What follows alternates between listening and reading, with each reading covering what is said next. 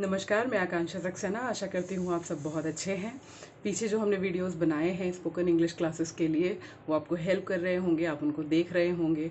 अगर आप उनको पसंद करते हैं तो प्लीज़ उनको लाइक करिए, सब्सक्राइब करिए और आगे शेयर करिए, ताकि ज़्यादा से ज़्यादा लोगों तक ये ऑनलाइन क्लासेस पहुँच सकें और वो अपने इस चैलेंजिंग टाइम को एक अपॉर्चुनिस्टिक टाइम में कन्वर्ट कर सकें। तो आज हम लोग कवर करने वाले हैं phonetics. To be very honest with you, phonetic is really something very important to know, to learn. अभी लॉकडाउन के टाइम में we don't have access to much of the resources, so ideally I need chart to make you understand that, which I am not able to get it, since you know that lockdown is all shops are closed, so neither I can get a chart or photostat of that or a printout of that. So what we are going to do, before you proceed further, I would request you go to Google और वहाँ IPA type करें, that is international phenetic pronunciation, right? IPA alphabet, I am sorry, so that's IPA। और आप simply बोलिए, simply आप वहाँ पर बोल भी सकते हैं फिनेटिक चार्ट। तो आपको एक चार्ट दिख जाएगा, आप एक बार उसको देखेंगे तो मेरी बात को आप अच्छे से रिलेट कर पाएंगे। बाकी जो चीज़ें मैं यहाँ पर आपको ऑनलाइन बता सकती हूँ, आई विल मेक श्योर कि मैं ज़्यादा से ज़्यादा क्लैरिटी के साथ आप तक पहुँचूँ। तो सबसे पहली चीज़ कि हमें फिनेटिक्स को जानने की क्या ज़रूरत है। तो जैसे मैंने आपको पिछले वीडियोज़ में भी बताया कि phenetic is a science of sound, right? और हमारे पास जैसे 26 लेटर्स होते हैं, राइट? तो उन 26 लेटर्स अल्फ़ाबेट्स के लिए हमारे पास अराउंड 44 साउंड्स हैं, और उसमें भी सारी साउंड्स अलग अलग, दे बीन बाइफरकेटेड। मतलब कुछ साउंड्स हमारे वावल साउंड्स के लिए हैं, कुछ कॉन्सोनेंट्स के लिए हैं, और उसमें भी बहुत वेरिएशन है। तो अगर आज हम इस पर्टिकुलर वीडियो में कवर करने वाले हैं वावल साउंड्स को, राइट? तो हमारा जो स्टैंडर्ड इंग्लिश हम लोग पढ़ते हैं, अल्फ़ाबेटिक जो इंग्लिश पढ़ते हैं, ए से जेड तक हम पढ़ते हैं, उसमें हमें बताया जाता है कि वी हैव 26 लेटर्स, जिसमें 5 वावल साउंड्स होते हैं और बाकी 21 कॉन्सोनेंट साउंड्स होते हैं, ए ई आई ओ यू। तो जब हम इस जब हम इस AEIOU की बात करते हैं तो ये 5 वावल्स हैं, जबकि इंटरनेशनल फिनेटिक अल्फ़ाबेट जो चार्ट है उसमें इन 5 वावल्स के लिए वी हैव 20 डिफरेंट साउंड्स, और उसमें भी we have another bifurcation of monophthongs, diphthongs. तो मैं आपको बताऊं ये मोनोप्थोंग्स और डिप्थोंग है क्या। Monophthong is a single unit of sound, right? Specifically a vowel sound. तो अगर मैं बोलती हूँ bit, ship, cat, bat, right? So it's a single unit of vowel sound. एक वर्ड में, एक फनेम में जब हम उस वर्ड को प्रोनाउंस करते हैं तो आपको AEIOU जो वावल साउंड्स हैं वो सिंगुलर, एक पर्टिकुलर वावल को लेके जो साउंड होगा उसको मोनोप्थोंग कहते हैं। Mono is single, thong means the sound of the phoneme, right? Diphthong और diphthong is combination of 2 vowel sound.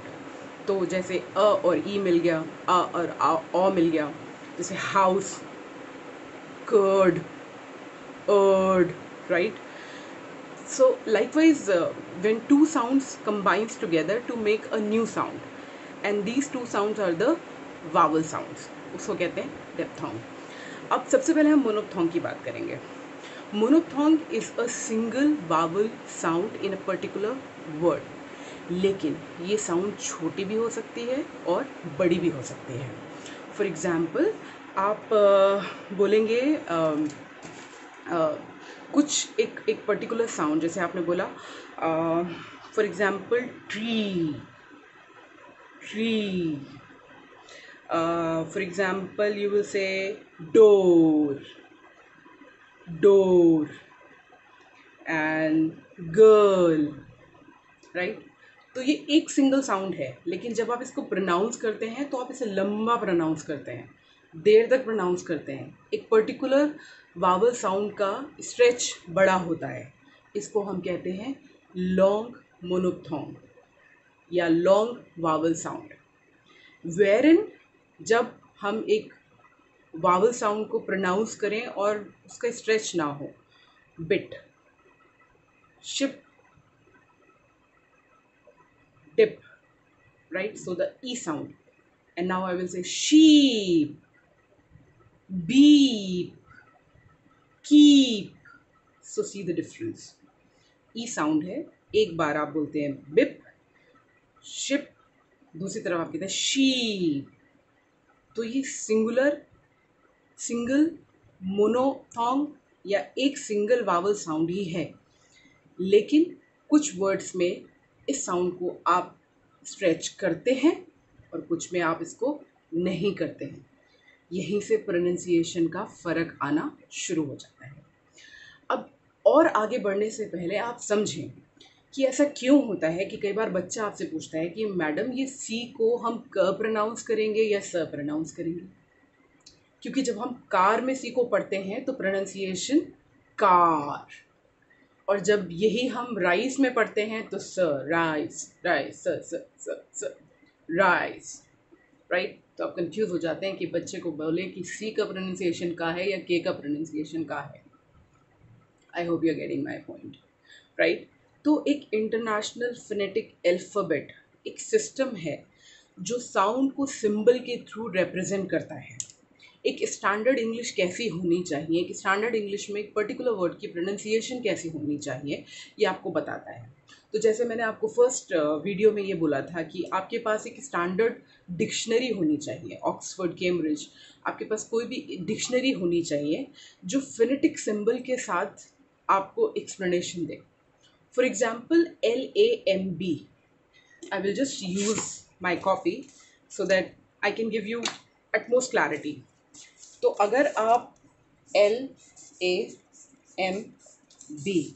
Lamb, ये एक वर्ड है, आपको उल्टा दिख रहा होगा वहाँ।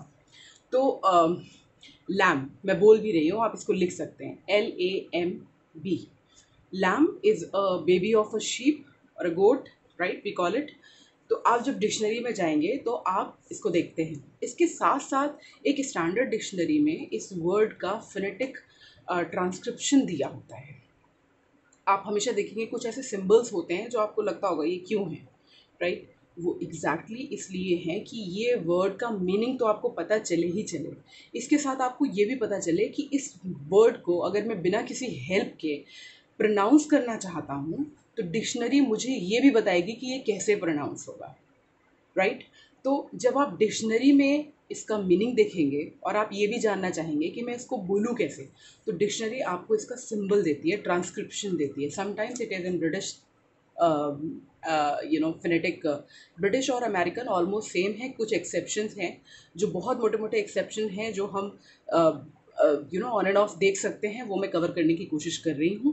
लेकिन बहुत ज़्यादा गहराई में हमें जाने की ज़रूरत नहीं है, हमको केवल ये समझ में आना चाहिए कि जब मैं एक डिक्शनरी देखूँ और जब भी मैं कंफ्यूज हूँ कि इस पर्टिकुलर वर्ड का मीनिंग क्या है, इसको प्रोनाउंस कैसे करते हैं, तो मुझे कम से कम डिक्शनरी देखनी आनी चाहिए। तो आज का ये जो इन्फॉर्मेशन आपको इस वीडियो के थ्रू दिया जा रहा है, ये केवल आपके लिए नहीं, आपके बच्चों के लिए बहुत इंपॉर्टेंट है। आप शुरू से ही उनको एक हैबिट डलवा सकते हैं कि किस तरह से डिक्शनरी को देखना है, ना केवल मीनिंग देखने के लिए बल्कि इसका फोनेटिक एक्सप्रेशन जानने के लिए भी।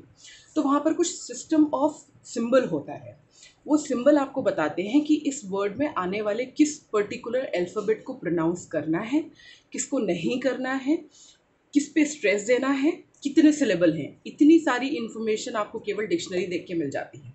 तो पिछले एक वीडियो में मैं आपको ऑलरेडी बता चुकी हूँ सिलेबल क्या होता है। Syllable is a single unit of sound which gives you how you gonna pronounce it.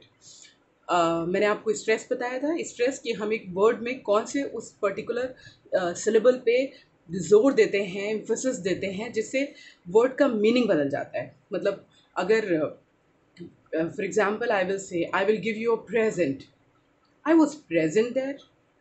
तो एक में मैं ये कहना चाह रही हूँ कि मैं आपको उपहार दूंगी, और एक में मैं आपको ये बताना चाह रही हूँ कि मैं वहाँ पर उपस्थित थी। तो प्रेजेंट, प्रेजेंट में मैंने कब किस पे जोर दिया, ये मेरे मीनिंग को बताएगा।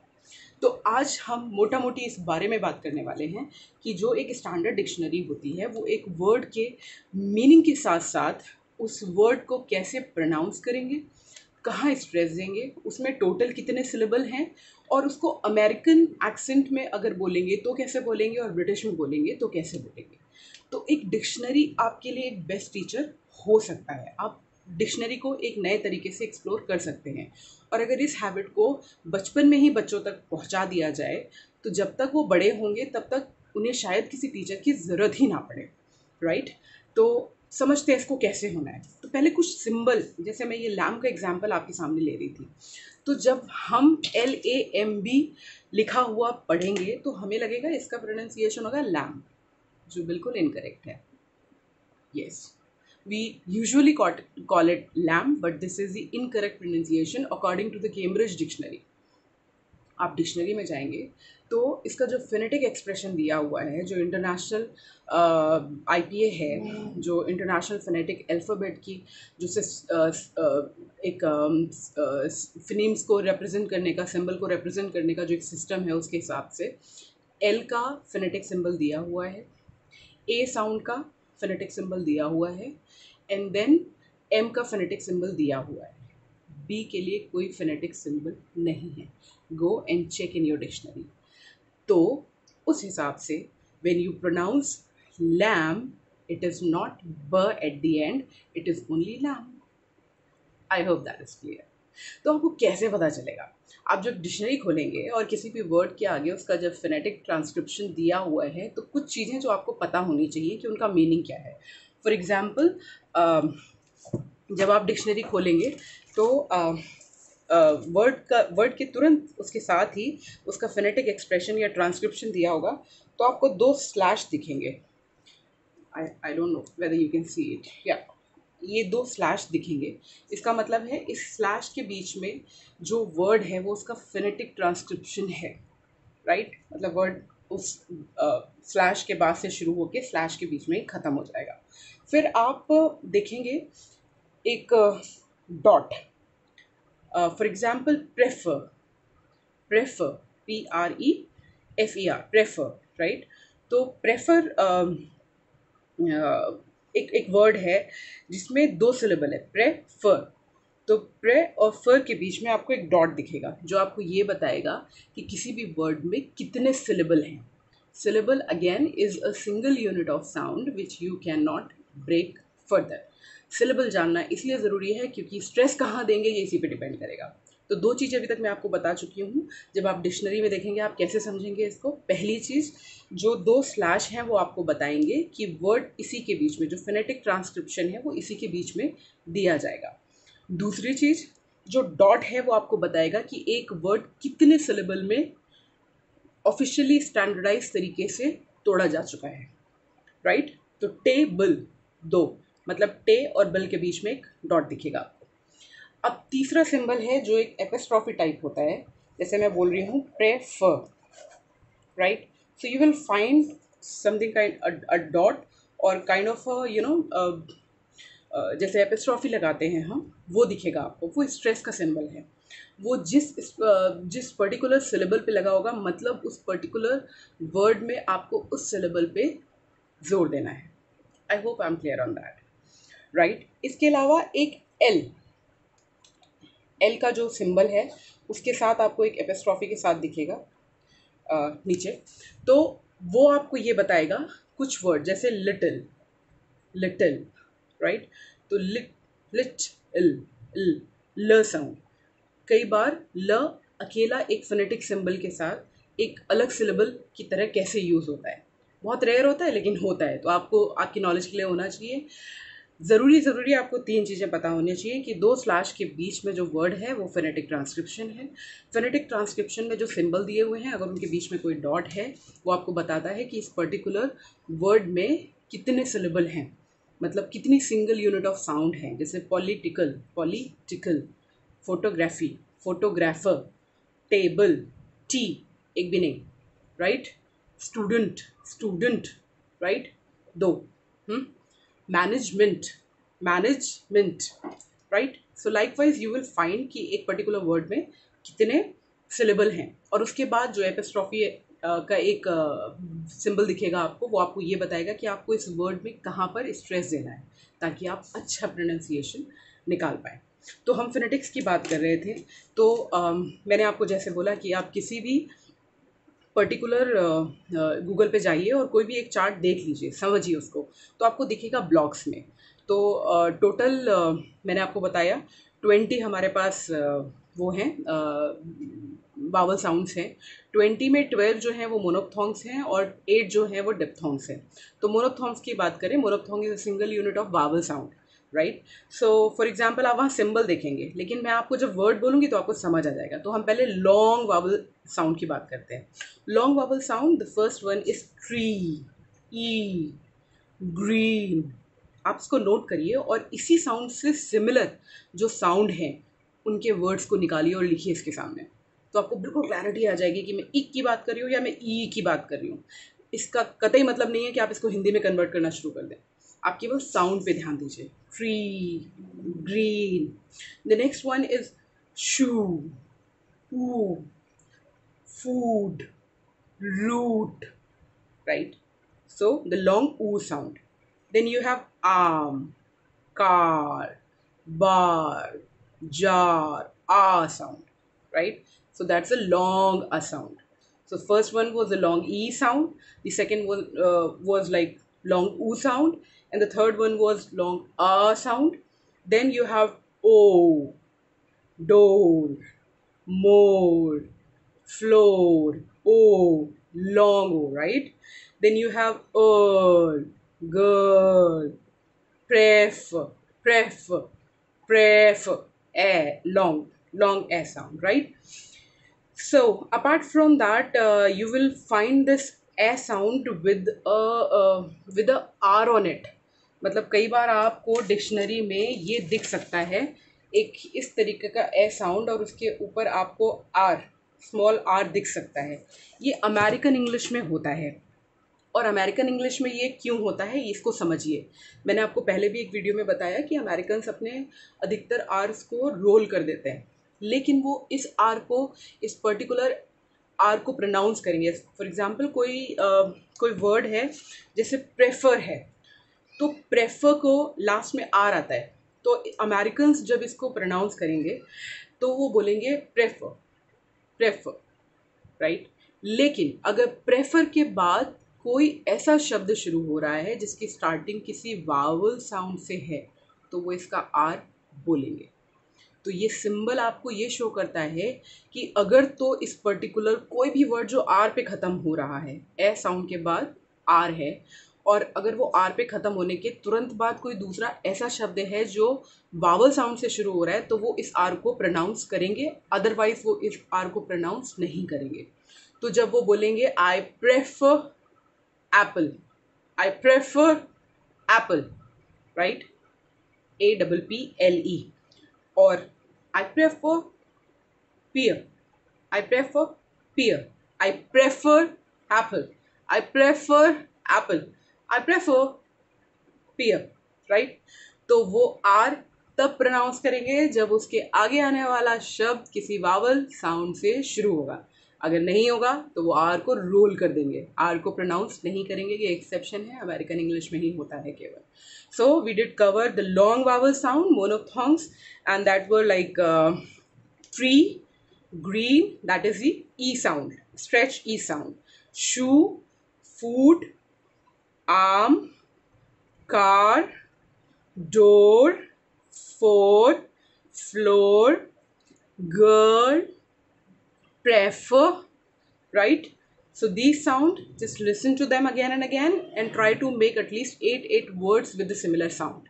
Now we'll come to the short vowel sound. तो वावल साउंड ही रहेगा, लेकिन इसको हम खींचते नहीं हैं, राइट। तो ये कौन से साउंड्स हैं, जैसे E sound, sit, bit, ship, I hope this is clear, ship, sheep, right, bit, beat, दोनों ई साउंड है, एक को हम खींच रहे हैं और दूसरे को नहीं खींच रहे। So one is a short vowel sound, the other one is a long vowel sound. तो we are going to cover this sound now. Sit, fish, bliss, e, right, pull, good, wood, ooh, short sound, mug, mug, bug, pug, duck, right, a sound, hat, I'm sorry, it's a sound, hot, Then you have shop, stop, mop, or sound, short sound. Amount, I'm sorry, that's this a sound, right? So it's amount, cinema. Then you have a sound, red, red, dead. So one long A जो हमने cover किया long से long sound में, और ये छोटा ए जो हम शॉर्ट साउंड में कन्वर्ट कर रहे हैं. Then you have a sound, cat, bat, single sound, right, short. Then you have another exception which you find in American English only, wherein you have this a sound, ka sound, the wala sound, right, which is again with an r.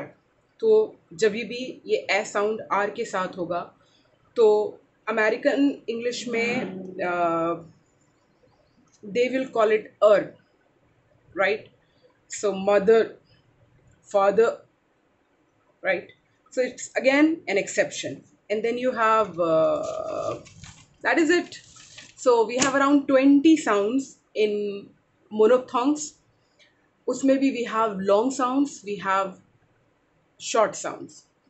केवल difference long sounds का और short sounds का ये है कि long sounds का जब word हम प्रोनाउंस करते हैं तो देर तक प्रोनाउंस करते हैं, वही ई को ई कहते हैं, वही ऊ को ऊ कहते हैं, वही अ को आ कहते हैं, राइट. शॉर्ट में नहीं स्ट्रेच करते.